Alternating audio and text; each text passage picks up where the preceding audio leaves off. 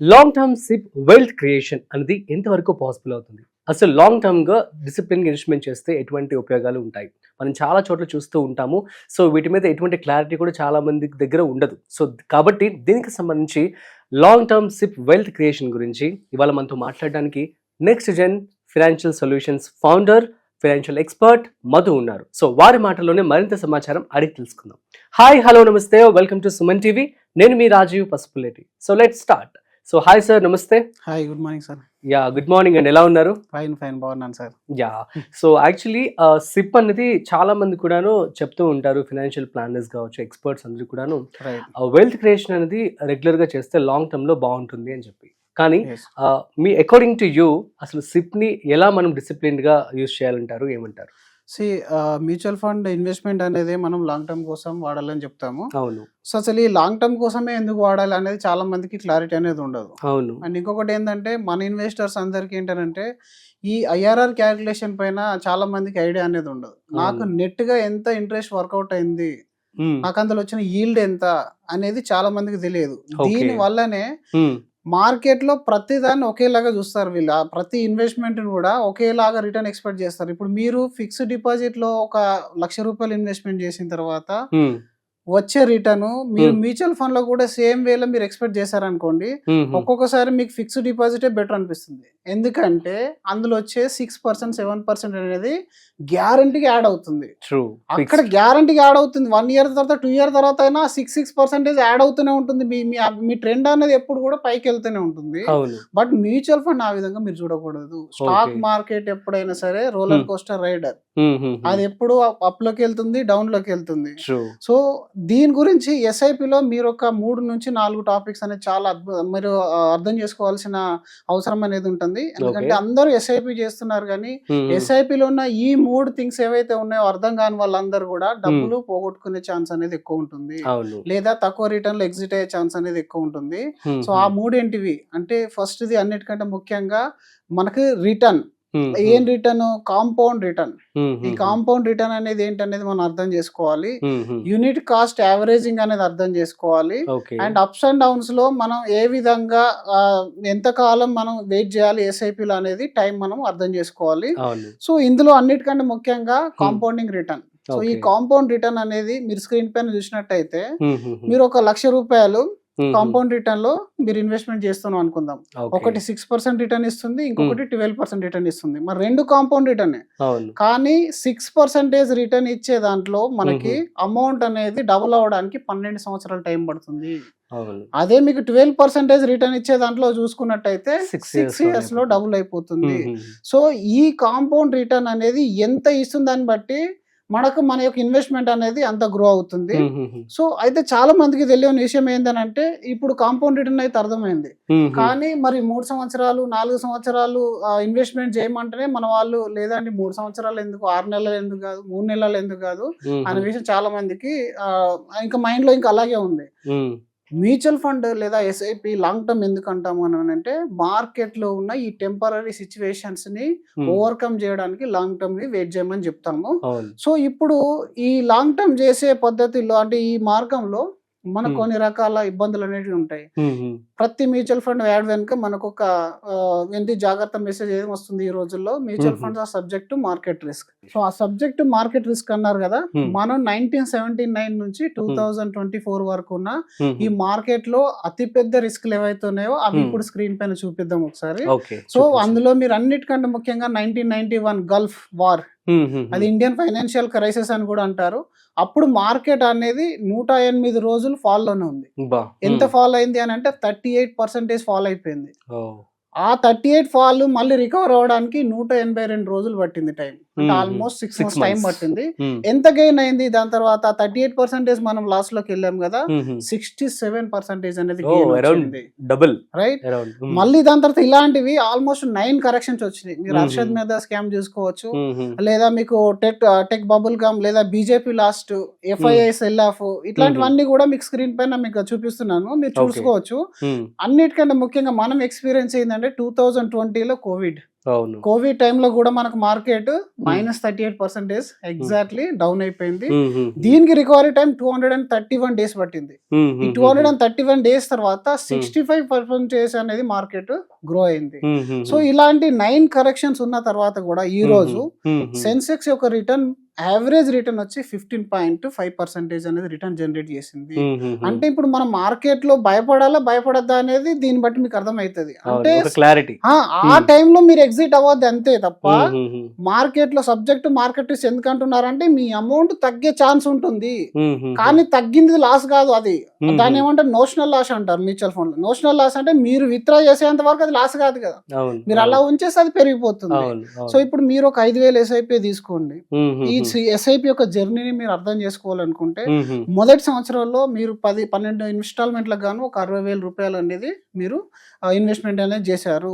ఆ సంవత్సరంలో మీకు ఒక 15% రిటర్న్ కనుక వచ్చినట్టయితే ఆ ఇన్వెస్ట్మెంట్ కాస్త 64,000 అవుతుంది. అంటే మీరు పెట్టిన క్యాపిటల్ 93% ఉంది, వచ్చిన గెయిన్ కార్పస్ అనేది 7% ఉంది. ఇదే 15% కంటిన్యూస్ గా ఇస్తుంది అనుకుందాం. ఒక 5 years తర్వాత చూసుకుంటే మీ యొక్క ఇన్వెస్ట్మెంట్ 3 lakhs అంటే 69% ఇన్వెస్ట్మెంట్ ఉంటుంది అండ్ 31% అంటే 4,36,000 రూపీస్ అనేది యాక్చువల్ వాల్యూ ఉంటుంది. అందులో గెయిన్ అంతా 3 lakh రూపీస్. అంటే ఇప్పుడు మీరు ఇక్కడ ఎగ్జిట్ అయిపోతే అక్కడికి అయిపోతుంది, కానీ మీరు దీన్ని ఇలాగే కంటిన్యూ చేస్తూ ఒక 20 years కనుక వెయిట్ చేశారనుకోండి, మీరు పెట్టిన అమౌంట్ అనేది 12 లక్షలు, మీకు వచ్చిన గెయిన్ 54 lakhs అవుతుంది. అంటే ఇప్పుడు చూసుకుంటే మనం పెట్టిన ఇన్వెస్ట్మెంట్ 18%, గెయిన్ అయిందంతా మనకు 82%. సో టోటల్ వాల్యూ వచ్చేసి 66,41,000 రూపీస్ అవుతుంది. ఇదే ఎస్ఐపిని మీరు మళ్ళీ ఇంకొక 5 సంవత్సరాలు కంటిన్యూ చేసినట్టయితే మీరు 15 లక్షల ఇన్వెస్ట్మెంట్ గాను టోటల్ 1,37 lakhs అనేది తీసుకోవచ్చు. అయితే 11% మీరు పెట్టింది 89% అనేది మనకు గెయిన్ అనేది అయిందండి. సో ఇది 5,000 రూపీస్ ఎస్ఐపి యొక్క జర్నీ. మరి ఇదంతా సింపుల్ గా ఉండదండి. ఇప్పుడు దీన్ని నేను మీకు ఎగ్జాంపుల్ తో కూడా చూపిస్తాను. అంటే ఏ విధంగా అసలు మొదటి 5 సంవత్సరాలు ఎలా ఉంటుంది, తర్వాత 5 సంవత్సరాలు ఎలా ఉంటుంది, 15-18 ఏళ్ళ జర్నీ అంటున్నారు. మరి ఎలాంటి ప్యానిక్ సిచ్యువేషన్స్ వస్తాయనేది కూడా మనం తెలుసుకుందాం. ఈ డిసిప్లిన్ కూడా అసలు ఎలా మేనేజ్ చేయాలి? 20 years అంటే చాలా మంది ఆలోచిస్తారు కదా. ప్రతి ఒక్కరు అంటే ఇప్పుడు 18 years అని అంటే ల్యాండ్ గోల్డ్ అయితే వెయిట్ చేస్తారు, ఎందుకంటే అందులో కాన్ఫిడెన్స్ ఉంది మనకు. ఇది కొత్త టాపిక్ కాబట్టి అండ్ మనకు ఇది స్క్రీన్ పైన కనబడుతుంది. మీరు సెల్ చేసేంత వరకు ల్యాండ్ కనబడదు కదా, సెల్ చేసేంత గోల్డ్ అయితే కనబడుతుంది. బట్ గోల్డ్ లో ఎందుకంటే అది ఆర్నమెంట్ కాబట్టి మనం సెల్ చేయము. మీరు ఒక 10,000 రూపాయలు ఎస్ఐపి కనుక తీసుకోండి, ఎగ్జాక్ట్ డేటాతో మాట్లాడతాము. సో మన ఈ ఎగ్జాక్ట్ డేటా మనం ఎప్పుడు నిఫ్టీ మిడ్ క్యాప్ 150 ఒక ఇండెక్స్ మనం తీసేసుకుందాం ఇక్కడ. అది దాదాపు మనకు 2005 April 1st నుంచి డేటా అనేది నేను తీశాను. ఇక్కడ 10,000 రూపాయలు ఎస్ఐపి మీరు 2005 లో మీరు స్టార్ట్ చేశారు. మరి దీన్ని 18 years కంటిన్యూ చేయమని చెప్పాను నేను. 19 years 18 years లాంగ్ టర్మ్ అని చెప్తున్నాను. సో ఇందులో ఉండే స్టేజెస్ చూడండి. మొదటి 5 years అనేది డోంట్ వరీ ఫేజ్ అంటాం దీన్ని. Don't worry phase. మొదటి సంవత్సరం చూడండి 2006 లో మీరు 1,20,000 ఇన్వెస్ట్మెంట్ చేస్తే 1,70,000 మీ యాక్చువల్ వర్త్ అయింది. అక్కడ మీకు వచ్చిన రిటర్న్ ఆ సంవత్సరంలో 85.3. అంటే మనం 15-20% అంటాం, బట్ మార్కెట్ ర్యాలీ వచ్చినప్పుడు అది 100-200% కూడా పెరుగుతుంది. కానీ ఇక్కడ మీరు ప్రాఫిట్ బుక్ చేయాల్సిన అవసరం లేదు.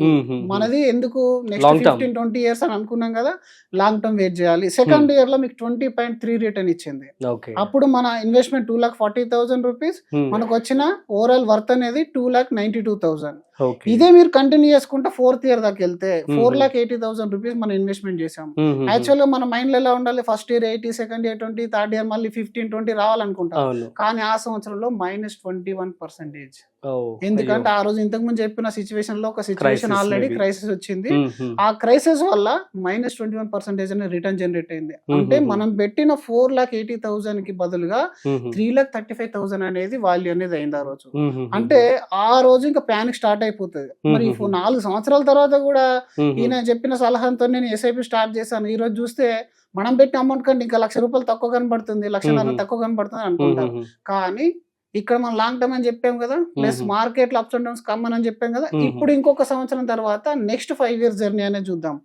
5th year లోకి వచ్చేసరికి నార్మల్ గా మన దగ్గర ఎంత ఉండే వాల్యూ 3,35,000 ఉండే, మనం ఇంకొక 1,20,000 యాడ్ చేస్తాం, 10,000 SIP కాబట్టి ఆల్మోస్ట్ ఒక 6 లక్షలు యాడ్ చేసాం మనం.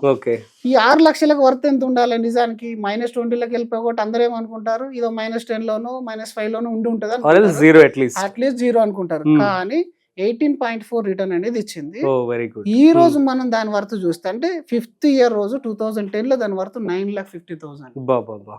అంటే మీరు ఒక 1 year వెయిట్ చేయడం వల్ల మీ యొక్క ఇన్వెస్ట్మెంట్ 3,35,000 నుంచి 9,50,000 కి వెళ్ళింది. దీనికి కారణం ఏంటి? అప్పటిదాకా మీరు యూనిట్ అక్యుములేషన్ చేశారు. ఆ యూనిట్ అనేది తక్కువ ప్రైస్ లో మీరు కొని అలాగే ఉంచారు. మార్కెట్ లో ర్యాలీ వచ్చినప్పుడు ఏమైంది, వాటి యొక్క కాస్ట్ అనేది పైకి వెళ్ళిపోయింది. పైకి వెళ్ళిపోవడం వల్ల మీరు అక్కడ ప్యానిక్ లో కనుక లాస్ బుక్ చేసుకుంటే 3,35,000 లో ఎగ్జిట్ అయిపోయే వాళ్ళు, మీ సొంత డబ్బులు కూడా పోయేటివి. బట్ 5th year లో మీరు వెయిట్ చేశారు కాబట్టి 9,50,000 వచ్చింది. అది మంచి రిటర్న్ అని ఇప్పుడు మనం అనుకున్నాం. కానీ ఇక్కడ కూడా మనం ఎగ్జిట్ అవ్వద్దు. ఎందుకంటే నేను ముందు చెప్పాను కదా 15-20 years అయితే ఇంకా బాగుంటుందని. మరి బాగుండే ఇంకా స్టేజ్ ఏంటి? ఇప్పుడు 6 years నుంచి 10 years యొక్క జర్నీ అనేది చూద్దాం. 6 year లో మనకు ఒక 14% రిటర్న్ ఇచ్చింది. మన 7,20,000 వాల్యూ కాస్త 11 lakhs అయింది average. Okay, 7th year 8th year కి వచ్చేసరికి 9 and 8.4% రిటర్న్ ఇచ్చింది. అంటే కాస్త మార్కెట్ తక్కువ రిటర్న్ ఇచ్చింది. మీరు 8th year లో చూసుకుంటే 9,60,000 కి ఓన్లీ 13 lakhs ఉంది. అంటే 9 lakhs ఎప్పుడో అయిపోయింది కదా, మళ్ళీ ఇంకా 13 lakhs ఉంది. Stay patience. Rule number 2, stay patience. ఇక్కడ పేషెన్స్ ఉండాలి. ఈ పేషెన్స్ ఉన్నప్పుడు ఇంకొక 1 year తర్వాత చూద్దాం. ఇప్పుడు 6 to 10 year ఫేజ్ అంటారు దీన్ని.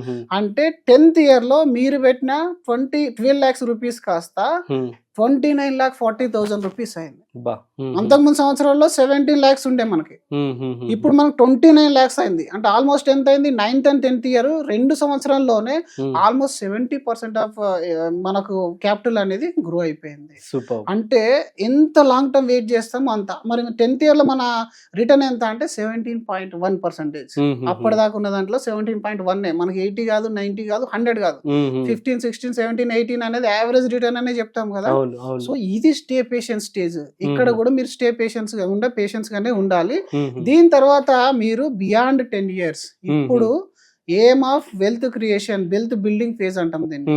సో ఈ 10th year తర్వాత మీకు ఎంత మనకు రిటర్న్ అనేది మార్కెట్ లో ఉందనేది కనుక మీరు చూసుకున్నట్టయితే financial year 11th year, 12th year, 13th year ఇలా మీరు పాస్ చేసుకుంటూ పోతే 14, 16, 17 యావరేజ్ రిటర్న్ అనేది ఇస్తూనే ఉంది.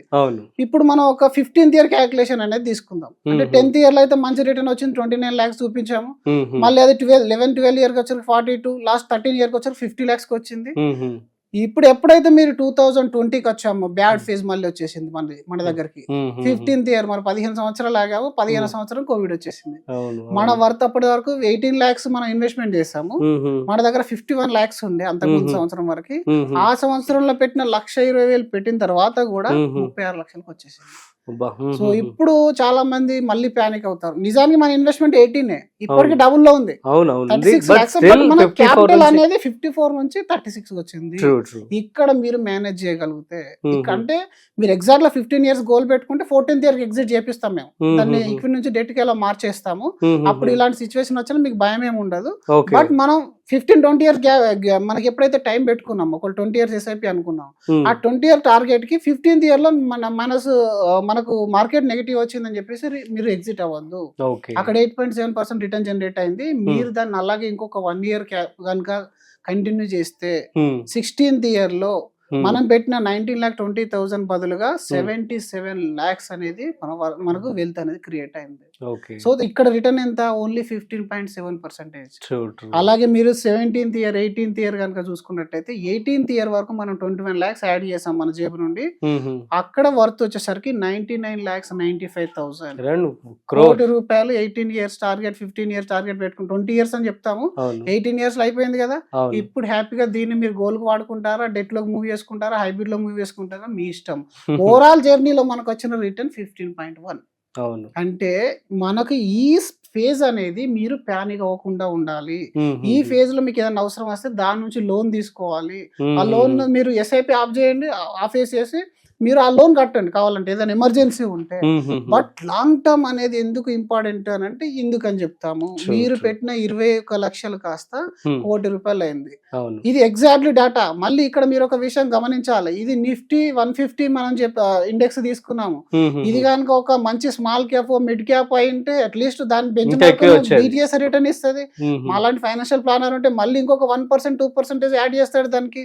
ఎందుకంటే ఏదైనా ఫండ్ పర్ఫార్మెన్స్ బాగాలేకుంటే చర్న్ చేయడము అలాంటి, లేదా మార్కెట్ డౌన్ లో ఉన్నప్పుడు మీతో ఒక ₹1,00,000 ఎక్కువగా ఇన్వెస్ట్మెంట్ చేయించడం. మీరు 2009 లోనో 2020 లోనో ఒక 2 lakhs యాడ్ చేసినట్టు దాని వాల్యూ ఎలా ఉండేది ఈ రోజు. అవును. సో కాబట్టి ఎప్పుడైనా సరే లాంగ్ టర్మ్ SIP అనేది మీకు యూజ్ఫుల్.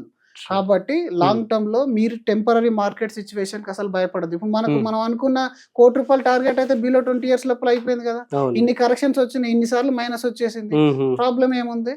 సో కాబట్టి ఈ పవర్ ఆఫ్ కాంపౌండింగ్ కానీ యూనిట్ కాస్ట్ యావరేజింగ్ కానీ మీరు ప్రాపర్ గా అర్థం చేసుకున్నట్టయితే మీ లాంగ్ టర్మ్ SIP అనేది ట్రూ. కానీ మీరు రకరకాల వెబ్సైట్లో, యూట్యూబ్లలో, ఇన్స్టాగ్రామ్లలో చూసి వేల రకాల వీడియోలు చూసారనుకోండి, అందరు కన్ఫ్యూజ్ చేస్తారు. ఒకరు మ్యూచువల్ ఫండ్ ఫేక్ అంటారు, ఇంకొకరు వచ్చేసి మీరు రియల్ ఎస్టేట్ తప్ప ఇంకేం కొనొద్దు అంటారు, ఇంకొకరు వచ్చి గోల్డ్ తప్ప ఇంకేది కొనొద్దు అంటారు. చాలా పెద్ద పెద్ద వాళ్ళు కూడా ఇన్స్టాగ్రామ్ అండ్ ఎక్స్లలో వాళ్ళు పెట్టే పోస్టులు చాలా కన్ఫ్యూజన్ చేస్తాయి మనల్ని. So mutual funds are really సహియే. కాబట్టి మ్యూచువల్ ఫండ్స్ ని మీరు SIP అద్భుతంగా లాంగ్ టర్మ్ కోసం చేయొచ్చు. గోల్ బేస్డ్ లో వెళ్ళి అలాగే ఒక ప్లానింగ్ స్ట్రాటజీ ఫైనాన్షియల్ ప్లానర్ కానీ మ్యూచువల్ ఫండ్ డిస్ట్రిబ్యూటర్ గారితో కానీ మీరు వెళ్ళారంటే మనం అనుకున్న జర్నీ అనేది ఇంత టైం కూడా పట్టదు. సూపర్ అండి. So thank you so much. Thank you so much. So చాలా మంచి విషయం అయితే మీరు పంచుకోవడం జరిగింది. సో అర్థమైంది కదా గైస్. సిప్ సో మీరు షార్ట్ టర్మ్ ఇన్వెస్ట్మెంట్ కింద కాకుండా లాంగ్ టర్మ్ కింద కనుక మీరు పెట్టుబడి పెట్టినట్లయితే చాలా క్లియర్గా 10,000తో స్టార్ట్ అయింది. సో ఆ క్లియర్గా ఆ ట్రాన్స్ఫర్మేషన్ కూడా చూపించడం జరిగింది మీకు అందరికీ అర్థమని చెప్పి అనుకుంటున్నాను. సో మీకు కనుక ఏమైనా డౌట్స్ ఉన్నట్లయితే సో కింద స్క్రోల్ అవుతున్నటువంటి నెంబర్కి కాల్ చేయండి. మీకు మధు గారు క్లియర్గా డౌట్స్ క్లారిఫికేషన్ చేయడం జరుగుతుంది. That's it. సో మరొక ఇంట్రెస్టింగ్ కాంటెంట్తో మళ్ళీ కలుద్దాం. అంతవరకు చూస్తూనే ఉండండి సుమన్ టీవీ.